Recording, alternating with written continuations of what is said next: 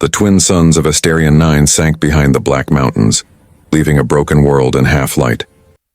The air smelled of dust and smoke, and the cries of hungry children echoed through the ruins of what used to be a city.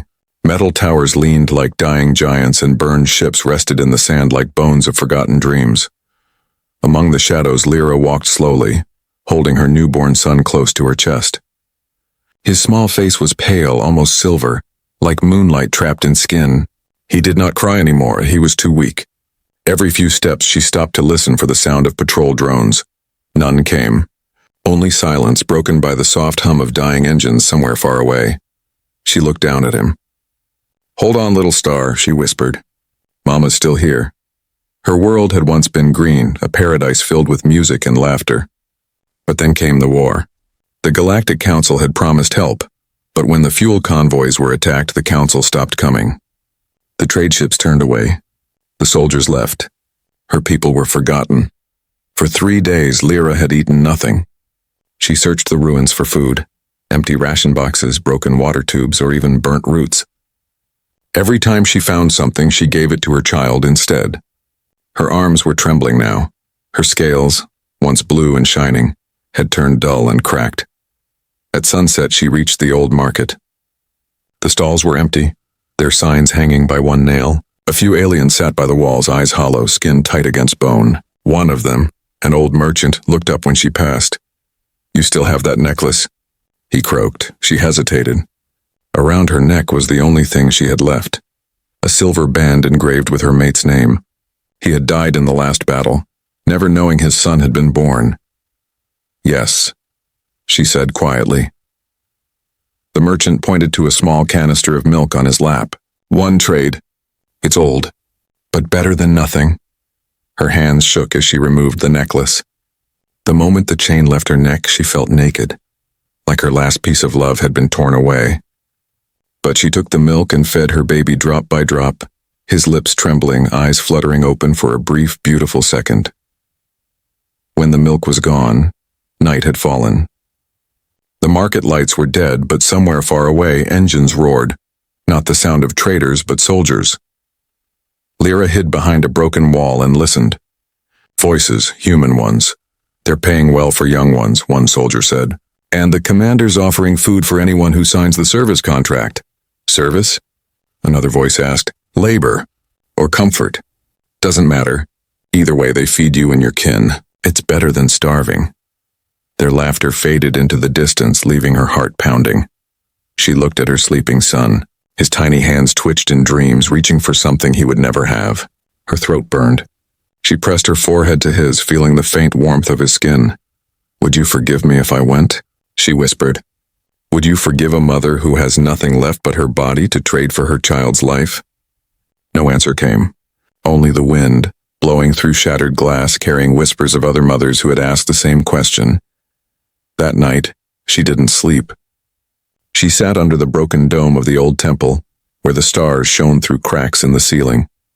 She held her baby close, tracing his small features with a trembling hand. Every star above reminded her of the stories she used to tell, about gods who loved their children, about heroes who always came home. But in this world, no heroes came. When dawn broke, she stood up slowly. The baby cried softly, as if sensing her decision. She kissed his forehead and wrapped him tighter in her shawl. "I'll find you food, little one," she promised, "even if I have to sell what's left of me." Then she walked toward the direction of the rising sun, toward the soldiers' camp, toward her fate. Behind her, the temple stood silent, filled with nothing but echoes and stars. The human outpost stood like a wound in the desert, tall steel walls, spotlights and banners fluttering under a blood-red sky. The smell of burning fuel mixed with sand, and the sound of engines never stopped. To most aliens, it was a symbol of power. To Lira, it was her last hope. She had walked all night, her feet bleeding, her son wrapped tightly against her chest. Every few steps, her body begged her to stop, but she couldn't. Every heartbeat of her baby reminded her why she was still moving. When she reached the gates, a guard in black armor stepped forward. His face was hidden behind a glass visor. "Turn back, alien," he said. "No refugees allowed." "I'm not a refugee," Lira said softly, voice trembling. "I came to sign the contract." The guard hesitated. He had seen many desperate faces before, but none like hers. Behind her eyes was something different, not fear, not greed, just love. He pressed a button on his wrist. "Commander, there's another one at the gate. Says she's here to serve." A few minutes later, a man walked out from the command tent. Commander Elias, tall and broad-shouldered, with gray in his hair and eyes that looked like he hadn't slept in years. He studied Lira quietly, her cracked scales, her hollow cheeks, the tiny bundle in her arms. "You're not fit for labor," he said.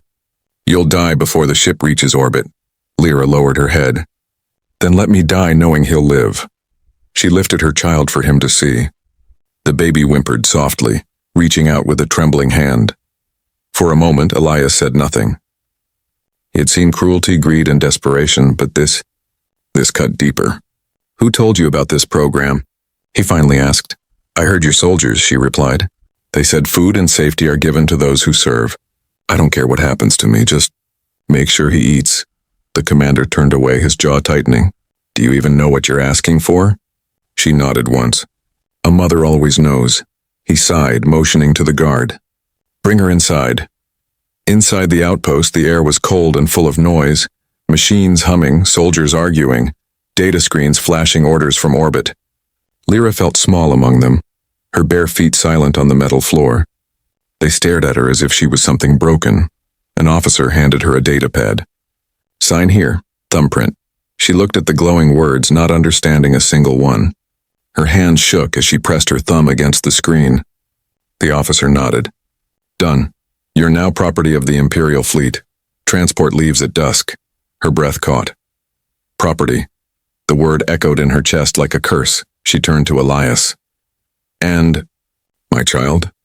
He looked at the small form in her arms. "There's a supply ship leaving for the southern colony. It carries food and medicine. He'll be sent there with the next convoy." She smiled weakly, tears forming in her eyes. "Thank you." But Elias didn't look at her. He didn't want to. Because deep down he knew that convoy might never arrive. An old alien woman, one of the cooks, approached quietly. Her skin was wrinkled, her eyes kind. "I'll take him," she said softly. "I lost my own years ago. I'll care for him as if he were mine." Lyra's hands trembled as she handed over the baby. He stirred, sensing the change, and began to cry. She kissed his forehead again and again, whispering words only a mother could say. "Don't forget me, my little star," she said. "The suns may burn and the stars may fall, but your mother loved you first." The cook held the baby close and nodded. "He will grow strong. I promise." As the woman walked away, Lira felt her knees weaken. Her arms, suddenly empty, felt heavier than ever. Elias stood beside her in silence. The engines of the transport ship rumbled nearby. "You don't have to do this," he said quietly. "There are other ways." Lira looked up at the gray sky. "Maybe for you, Commander. But for us, there is only hunger." He wanted to say something and to stop her, but the words wouldn't come. He had seen too much war, too many broken souls. What could he offer her? When the soldiers called her name, she walked forward without looking back. The desert wind carried her shawl away, fluttering like a lost flag. Elias watched her disappear into the transport ship's shadows. For the first time in years, he felt something stir inside him. Guilt. As the ship rose into the sky, he whispered under his breath, "Forgive us for what we've become." The transport ship drifted through silent space, carrying hundreds of alien women like ghosts through the dark. The air was thick with the smell of metal, sweat, and fear. Chains rattled softly with every movement, echoing through the dim corridors. Lira sat against a cold wall, her arms wrapped around her knees. The hum of the engines was steady, almost like a heartbeat that wasn't her child's. Every vibration reminded her of the promise she made under the burning sky, to feed him, no matter the cost. Across from her, a young alien girl whispered, "Where are they taking us?"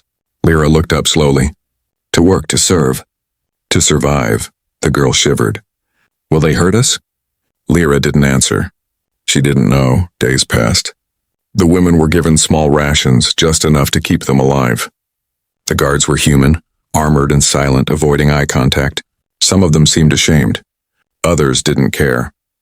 When the ship finally docked, the doors opened to reveal a harsh new world, a mining moon called Dern 7. The surface was gray and endless, like a graveyard of rock. Towers of smoke rose from deep pits and giant machines roared as they tore the land apart. The cold corridors of Dern 7 echoed with the sound of footsteps and distant machinery. Commander Elias walked alone, his thoughts heavier than his boots. The documents in his hand trembled, proof of corruption, betrayal, and death. The supply convoy that was meant to feed Lira's child had never made it. It wasn't pirates. It wasn't chance. It was theft. Someone in command had rerouted the supplies to a general's private base. Thousands had starved, including the children, including her son. He sat at his desk staring at the blinking reports, the numbers cold and merciless. Food delivered, 0 survivors, 12. He pressed his palms to his eyes, whispering, "Lira, I sent you here to save your child, and I killed him instead."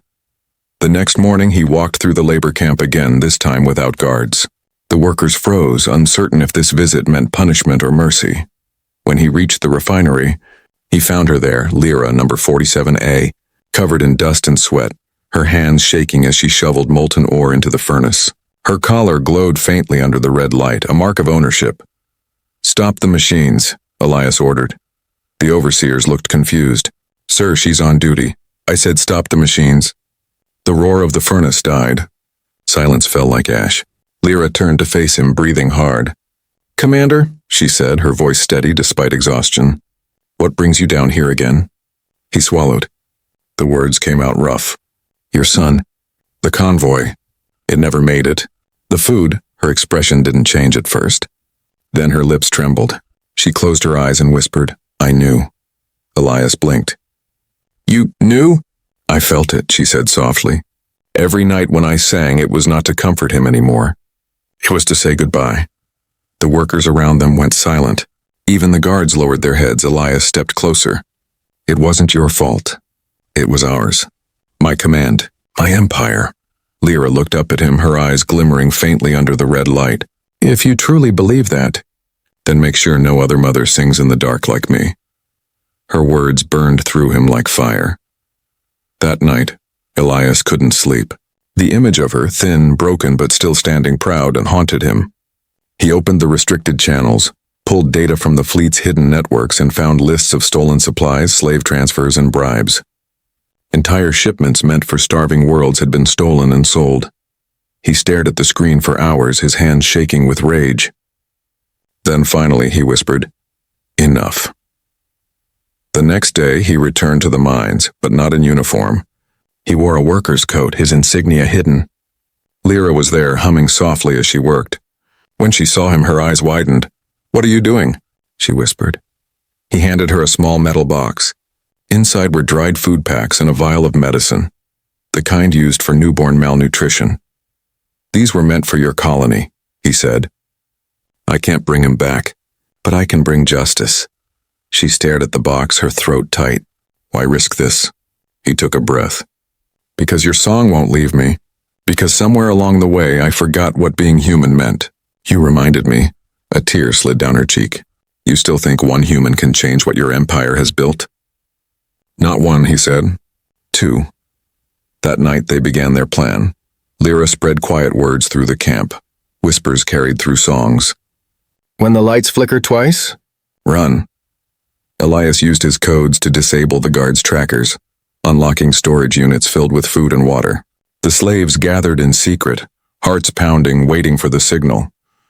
When the lights flickered twice, chaos erupted. Alarms blared. Chains broke. Fires lit up the horizon. The workers ran through corridors shouting Lira's name. Elias fought side by side with them, his rifle blazing against his own men. Lira led the children and Week through the tunnels, her voice shouting orders over the noise. She was no longer a slave. She was a symbol. As they reached the loading bay, a guard raised his weapon toward her. Elias leapt in front, taking the shot to his shoulder. He fell but managed to pull the trigger, ending the guard's life. "Go," he shouted, blood running down his arm. "The ship's yours." Lira ran to him, gripping his face. "Come with us." He smiled weakly. "Not yet. Someone has to hold the gate." She hesitated, then pressed her forehead to his. "If we live, your name will not be forgotten. And if I don't," he whispered, "sing for me." The small ship roared into the sky, carrying Lira and dozens of freed captives. Alarm screamed across Dern 7.